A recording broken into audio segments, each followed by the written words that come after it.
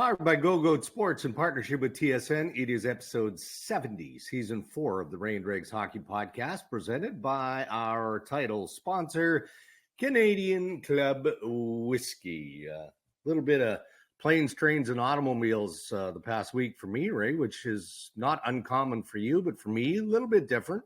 Had to make my way to Kamloops, British Columbia for the Memorial Cup. Yeah. And it turns out Kamloops isn't the easiest place to get to when you live in Eastern Canada, but what a great event. Well, I was going to say, it's not a problem. Not a problem for me, Dregs. What a great event. The weather was spectacular. The host committee was off the charts. The fans in Kamloops were terrific. So, and in the end, arguably the two best teams faced off in the championship final, right? With the Quebec Rempart taking on the Seattle Thunderbirds, and Quebec led in their execution. So I would say a pretty successful tournament.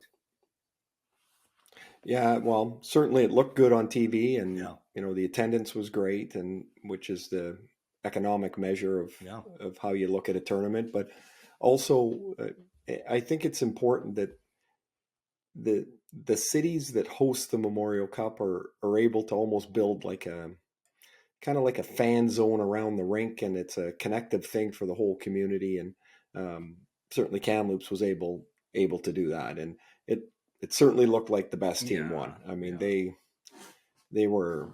We'll talk about they looked. Yeah, really we'll talk good. about Patrick Waugh coming up here in headlines. But how's your week been? Busy, I know that, right? Cammie's been away, so you've had to hold down the fort.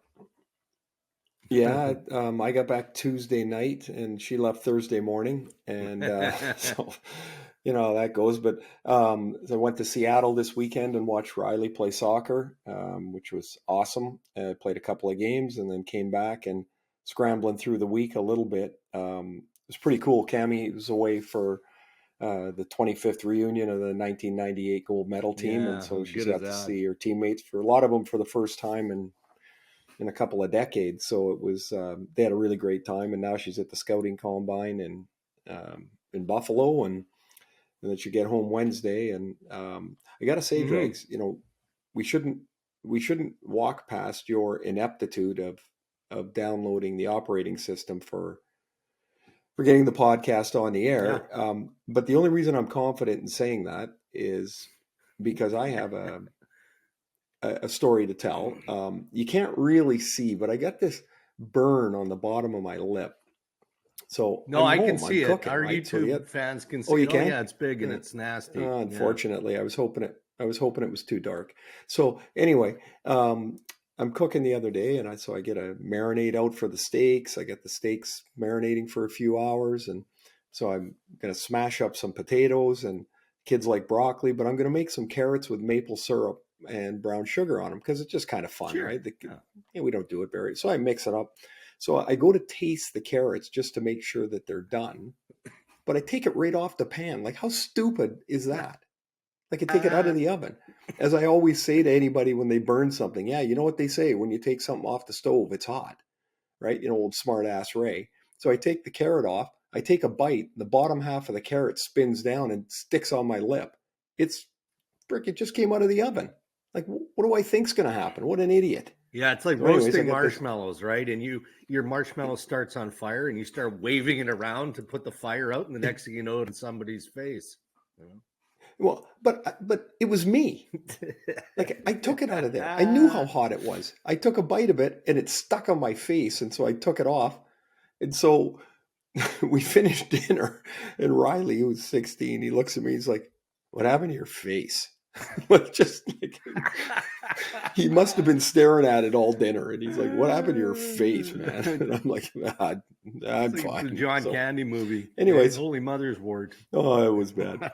It was bad. Anyway, we're surviving. All right, headlines, Ray, presented by our good friends at Tim Hortons, and we must look back at the first two games of the Stanley Cup Final. And I remember having Chris Abbott on, and you guys projected that. Vegas was going to win the series. It's not over yet, but based on what we've seen in the first two games, the Florida Panthers are in a heap of trouble. So bigger picture, not just drill down on last night, because what we saw at varying points last night was borderline bizarre, and we're going to unpack some of that. But based on what you've seen in the first two games, how does Florida claw back and make this a series? Okay, I picked Vegas in 5 last week. Yeah. I got some odd looks from a few of the things I did, various media things I did. I did that game 6 of Vegas and Dallas, and I'm like, oh my God, they're a machine. Like when they locked into that series, Dregs, into that game, it was not a contest. Like they were too big, too fast, too strong, too deep.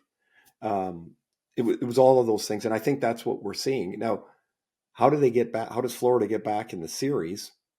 Well, they could start by not running around like a bunch of knuckleheads. Yeah. I think they're showing everybody how tough they are. And oh yeah, you're showing them right when you walk back to the penalty box. Yeah. Like Paul Maurice's performance after the first game when he's talking about the disallowed goal, the review, he goes, oh, I think there was just they just wanted a reason to send us back in the penalty box. It's because your team came unhinged. They took really undisciplined penalties. Every scrum, they've made it their mission to they're going to punch somebody in the face. Vegas is unfazed by that because they're just locked in. They're not. You know how Florida can frustrate Vegas is by forechecking and smothering the play. That will become frustrating. These scrums, Vegas is walking away from them all the time. There's nothing there. Yeah. It's a waste of time and energy. And I've seen it before. I've been in series before where our team was undermanned and we tried to prove to the other team how we weren't going to go away. And in the meantime, you just take yourself out of your game. I mean, the final score last night, I mean, that game got out of hand and I never really put too much freight into the final score. Yeah. But I just, quite honestly, I don't see a way Florida can get back in this series. I think it's possible they'll split. In Florida, I think it's actually kind of likely they will split, but I don't see a way back for Florida because even if one line goes silent for Vegas, they just got so much depth through their lineup. And go back to the one thing, Dregs, go back to the regular season. Eichel led the team in scoring with 66 points. They don't have a 115-point score. No. So if Eichel had 66 points, just think of how many games he didn't have any points. Yeah, yeah. And they still won the division. And they're still one of the best teams and in the regular season, even with 5 goalies and all that stuff. So they're an impressive group. 2 thunderous hits. And to your point on Florida probably being out of the series, if Radko Gudas we know he's going to be unhealthy. What we don't know is whether or not he's going to make his way back. He was banged up going into game 2, and then he gets drilled by Barbashev, and that knocks him out of that game. So that takes a huge toll, I would think, on the Florida Panthers. So talk about that, but then also the Tkachuk hit on Eichel. The game was somewhat in hand at that point, but that could have been a turning point. And it looked, even though to me it was a clean hit, it was, and Eichel took responsibility for kind of toe picking right before the actual contact was made. He then comes back after a short period away and immediately draws a nice play up and gets, another point for Jack Eichel. So a turning point, which could have been a thunderous hit that kind of put the Vegas Golden Knights on notice, really had no bearing whatsoever. And Eichel just kind of shrugged it off and said, but I'm fine. It could have, Dregs. Like my immediate thought was, even though the game was in hand, that could be a changing point in the series. Yeah. Because if Eichel wasn't able to return, even though we've talked about all of Vegas's depth, I mean, that would have been a critical loss. Yeah. Right. If he wasn't able to play. There is zero wrong with that hit. Like that hit was delivered as legally and perfectly as it can be. You're allowed to hit people as hard as you can. Like you're still allowed to do that. That was hard. Oof. And the fact that Eichel, sees it and then he kind of starts to bail out of it, because I guess technically you could go forward through and absorb the hit, but he kind of, I don't know if he said he toe picked, but he just kind of lost his feet, and Tkachuk went straight over top of him. And man, that's like running into a dead end. And I haven't seen anybody suggest it was not a legal hit. Not anybody. Like I thought it was a terrific hit and part of the game and legal part of the game. Yeah. And fortunately he's okay. As for the Gudas thing, when Gudas got hurt, I think the guy's made out of iron. I really do. And so my first thought was, oh, what happened? Did he get dented? Like he was like, because the guy is just like, he would terrify me to play against. Yeah. Well, looking at him is terrifying. Oh man, he's got that beard's half, gigantic, eyes, but he doesn't talk a lot on the ice, and those guys always kind of unnerved me a little bit. The guys that were yippy and yappy that, it just felt different. Those guys are like, who never said a word on the ice was Scott Stevens. Oh boy. Yeah. We know that history. Yeah, no good. So if he's out, that's a pretty critical loss for them. As far as the hit, Dregs, for myself personally, this is my own little soapbox that I've been on for a few years. The reverse hit is interference every time. Yeah. The man making the hit doesn't have the puck. He's not eligible to be hit. Yes, he's going to commit to a hit, and the player's allowed to brace. Well, you could tell, like you could brace for the hit. You could tell Barbashev did not brace for the hit. No. He hit Gudas. Hard. If that hit's okay, tell me the difference between a player skating up the ice, back checking, and another player just skating over and hitting him. Mm-hmm. Well, why not? It's the same thing. He doesn't have the puck. Yeah. And so the first time I ever saw the reverse hit, you can look it up on YouTube. I was on the receiving end of it. Peter Forsberg got me. And I'd never seen it before. I was going to check him. And next thing I know, I'm looking up at the roof. And I'm like, what the hell happened there? I'd never seen it before. Bad time to find out. And so I think that I think it's kind of dangerous, the play, to be honest with you, because you're prepared to make the hit, not receive it. You don't have the puck. You're not expecting to be hit. Right. You're expecting for there to be pushback, but not be hit. And so, look, I think Barbashev's had a fabulous playoff, and he's going to hit a mother load of a contract when this thing is all over, because he's unrestricted. But as long as the play is legal, guys are going to do it. To me, it's a somewhat dangerous play. Well, message sending to end that game too, right? The officials handing out multiple misconducts as they maintain control.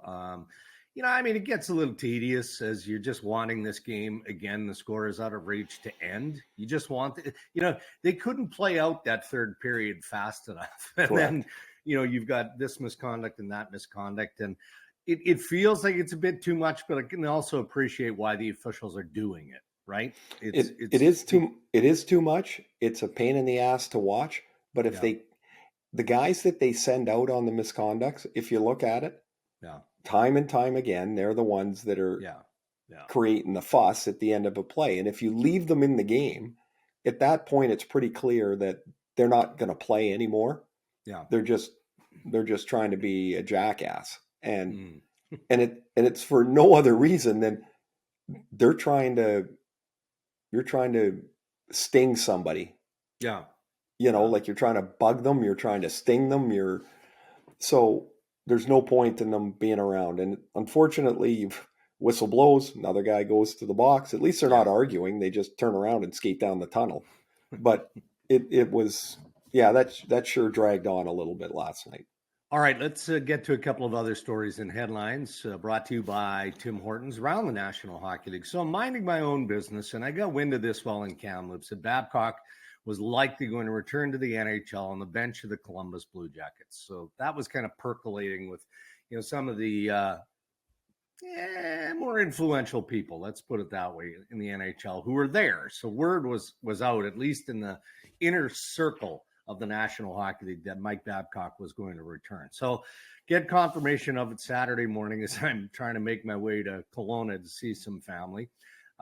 Tweet it, and the reaction is predictable, I think, don't you? You know, in terms of the pushback from fan base, from people who like to pile on Mike Babcock for a variety of different reasons. None of that matters to me. I don't know if it matters to you.